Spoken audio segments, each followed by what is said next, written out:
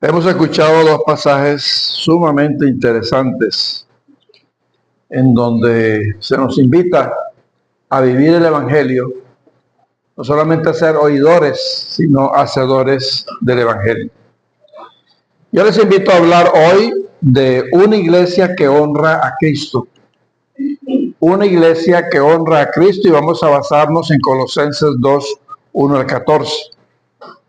Pablo está preso, está en la cárcel, y lo acompaña su discípulo Timoteo, que también sirvió de secretario para anotar todo lo que Pablo reflexionaba.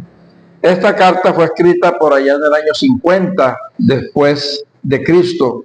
Es una carta con consejos para la iglesia en Colosas, por eso se llama carta a los colosenses.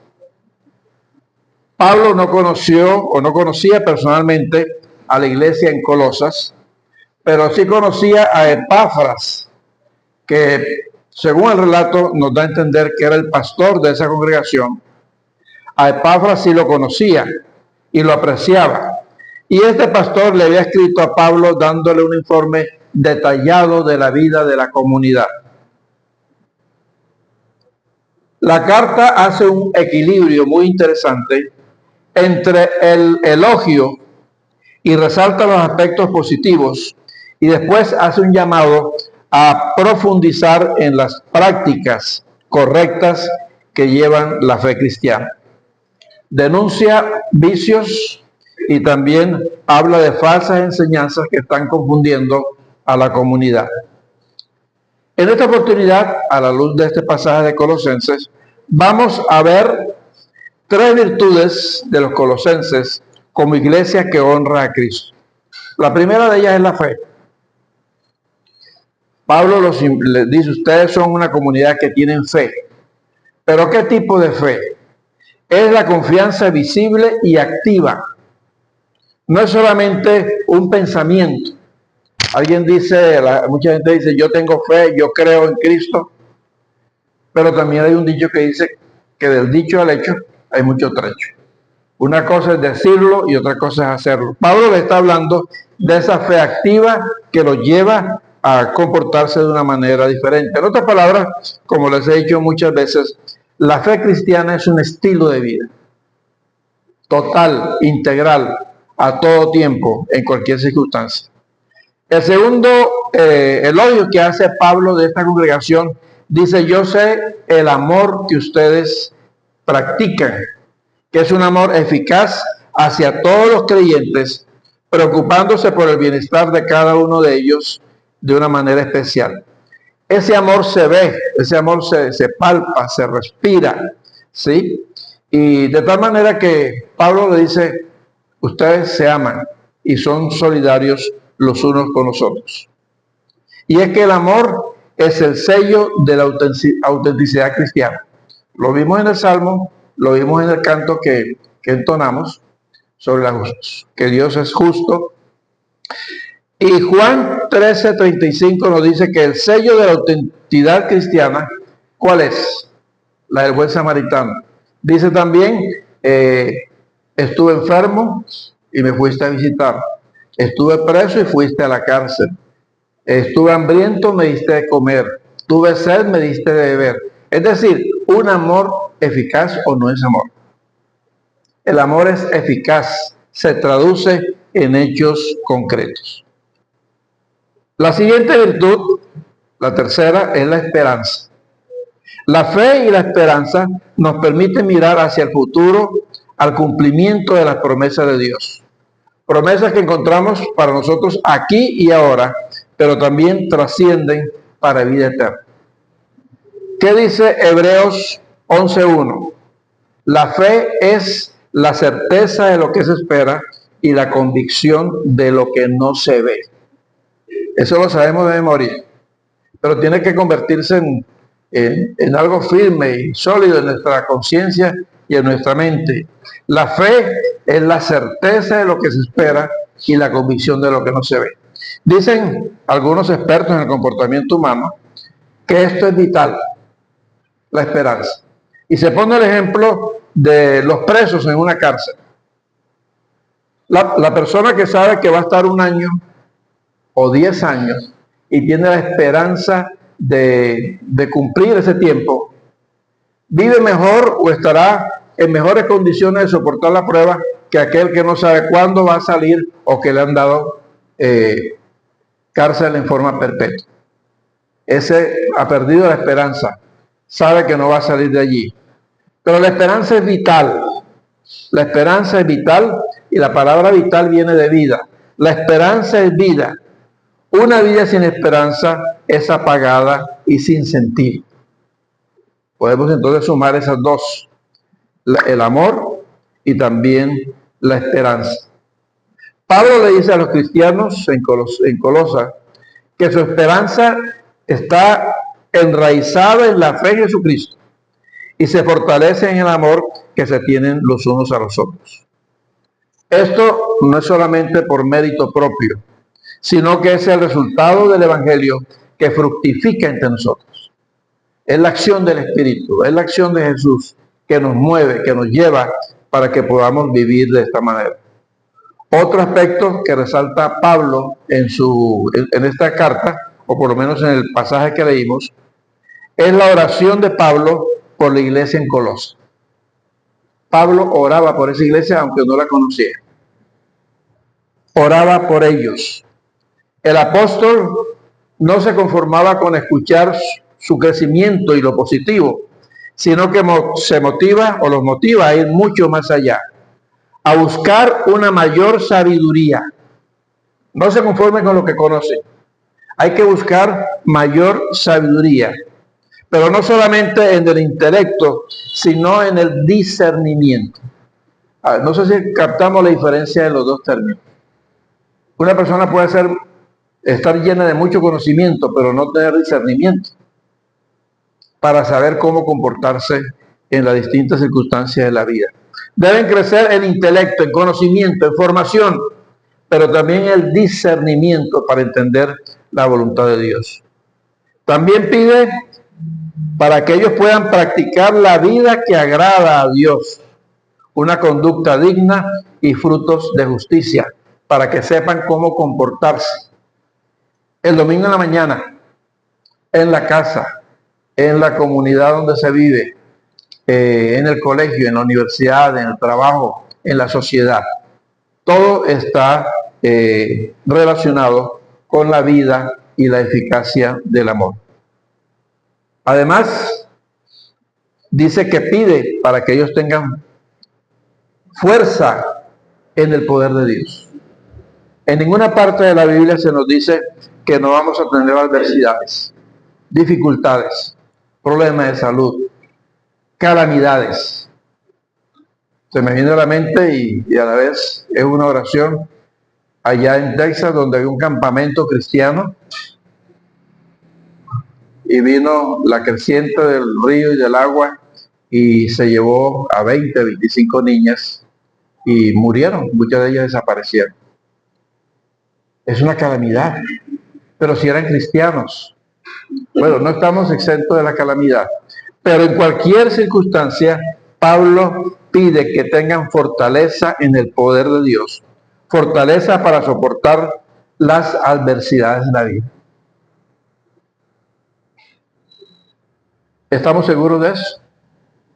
Que cualquier cosa que venga, entender que hay un propósito de Dios en eso y que aún así nosotros podemos estar por encima de esas circunstancias y no renegar de Dios, sino aceptar, pero también esforzar por superar cualquier circunstancia adversa.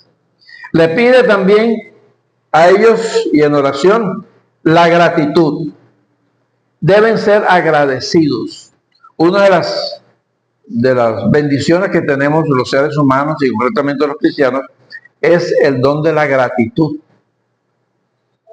Punto obligatorio en una oración, un diálogo con el Señor, la gratitud por tantas bendiciones que nos da. Pero Pablo insiste, gratitud porque han sido perdonados, porque han recibido la salvación en Cristo. La Biblia dice que toda persona que cree en Jesús es salvo. Toda persona que acepta a Jesucristo tiene garantizada su vida eterna. Por lo tanto, es un motivo de gratitud inmensa que debe también completarse con alabanza. La acción de Dios y el esfuerzo por ser una comunidad que honra a Dios es integral entonces. Es espiritual, es doctrinal, es conocimiento, es práctica o vivencia y poder y transformación de la vida. Pensando en cómo aplicar este mensaje a nuestra iglesia y a aquellos que nos escuchen por las redes sociales, se me ocurrió pensar si yo estuviese lejos y le escribiese una carta a la iglesia al buen pastor de Guarenas, ¿qué les diría? ¿Qué les diría yo a ustedes? Seguramente hay que elogiar también las virtudes que esta iglesia tiene. Esta iglesia tiene virtudes. Sí. Una de ellas es la fe. Yo creo que esta es una comunidad de fe. Y lo vemos en constancia, en la oración, en la perseverancia que se tiene. Esta es una iglesia de fe. Es una iglesia amorosa. ¿Sí han sentido ese amor? ¿Sí lo pueden palpar?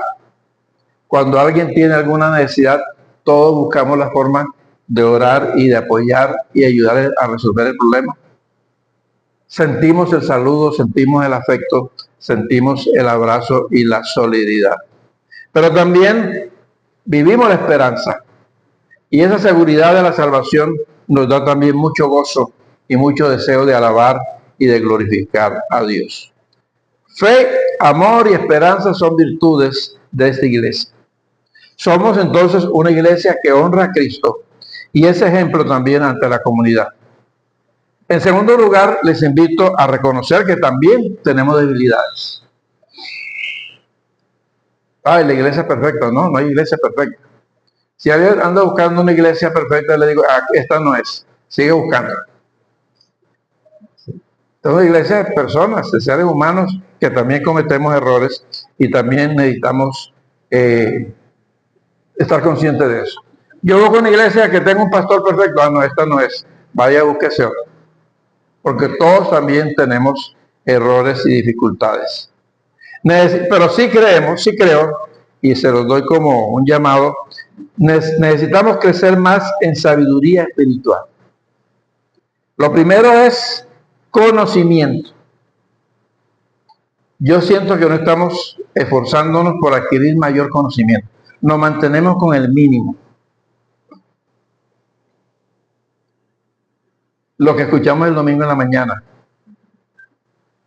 A muchos no les gusta venir a la escuela dominical. Y si hacemos un taller de formación, venimos los 4 de siempre. Creo que hace falta la necesidad de crecer espiritualmente en conocimiento, ¿sí? Y en discernimiento. La iglesia que se fortalece y que soporta las pruebas es aquella que tiene una formación clara, sólida en la vida. Debemos darle prioridad a Dios y a su obra del reino. Y siempre les he dicho, si hacemos una lista de prioridades en la vida, ¿en dónde está el trabajo por la obra y el reino de Dios? Dicen los sociólogos que la prioridad número 1 a veces está en la familia, el trabajo, la educación, la alimentación, recreación. Y por allá, cuarto, quinto lugar, los cristianos ubicamos lo que es al Señor y su obra. Y cuando hablo de la obra no me refiero solamente a la vida de la iglesia, a toda la dimensión que vimos en el Salmo y en el coro que entonamos. Una acción abierta a una sociedad que tanto necesita. En segundo o en tercer lugar, debemos compartir con este mundo lo que tenemos. Estamos llamados a compartir la fe, el amor y la esperanza que tanto necesita este mundo. Es un mundo que en su gran mayoría vive sin saber para dónde va. Donde no se practica el amor, sino más bien se vive tratando de abusar y de aprovecharse del otro. ¿Qué vimos allí en el relato del buen samaritano? Un hombre herido, Pasa un religioso y dice, no, yo no me puedo contaminar, no puedo tocar, de pronto está muerto, yo no quiero contaminar, y tal vez iba para la sinagoga y lo dejó ahí tirado. Pasó un levita. ¿Quiénes eran los levitas? Los encargados del culto. Un sacerdote y un encargado del culto son personas muy religiosas, muy espirituales, pero pasó de largo. Dice que dando una vuelta pasó de largo. Y viene un samaritano, a quienes los judíos rechazaban y lo veían como menos, y había ahí problemas entre samaritanos y judíos. Ese hombre se paró, lo curó, lo montó en su cabalgadura, lo llevó a un mesón para curarlo y atenderlo, y hasta pagó. Y dice, ¿cuál de los dos obró en misericordia? Y eso era una bofetada para el maestro judío que le estaba haciendo la pregunta. Era un llamado a la atención, era sacudir a ese sacerdote, pero también a un pueblo, para ser llamado a misericordia. Algo que creo yo, como que a muchos de los israelitas hoy han olvidado, no todos, porque hay un grupo que se opone a la masacre que está pasando en Palestina, pero otros se olvidan del Dios misericordia y creen que tienen el derecho de arrasar y masacrar. Ese es el mundo que tenemos, porque Israel ataca a Palestina, pero ¿dónde están los demás pueblos del mundo? ¿Y dónde está la voz de protesta, de reclamo? Algo habría que hacer por aliviar ese dolor. Ese simplemente, lo que pasa en Palestina describe la humanidad que tenemos, o la humanidad que somos. Falta de fe, una fe activa, una fe eficaz, un amor activo, un amor eficaz, una esperanza que pueda ayudarnos a promover la vida en este planeta. Además de eso, creo yo que hay un elemento más que esta congregación necesita, y tenemos una gran debilidad. Es la falta de planificación. Nosotros vivimos sin planificación, ¿verdad, hermano? Aplicamos un dicho que no me gusta nada y no deberíamos tenerlo en nuestra forma de pensar y de hablar. Como vaya viniendo, vamos bien. Cuando invitamos a hacer una jornada de planificación, dice, eso ya lo hemos hecho y no ha funcionado. Eso no sirve. Necesitamos planificar, porque el proyecto del reino de Dios es tan serio y tan urgente que requiere de una planificación. Y dentro de la planificación nos hace falta una estrategia evangelística. El propósito principal es la evangelización para la construcción del reino de Dios. Necesitamos planificar una estrategia evangelística. Y ya hay una fecha, el segundo sábado de agosto. Segundo sábado de agosto nos vamos a reunir para empezar ese proceso de planificación y de estrategia evangelística. Vamos a ver quiénes vienen o quiénes venimos. ¿Sí? ¿Quiénes venimos? Es urgente eso, y ya aquí tenemos varios expertos en planificación. Y entre todos vamos a hacer un proyecto que nos permita avanzar, crecer y lograr también que esa fe, amor y esperanza pueda llegar al mayor número de personas en el mundo. Señor, gracias te damos por tu palabra. Permítenos ser oidores y hacedores de ella. Mira este mundo que tanto padece, y nosotros tenemos esa unción de tu espíritu para hacer muchas cosas en favor de las personas. Danos tu bendición, te lo pedimos en Cristo Jesús. Amén.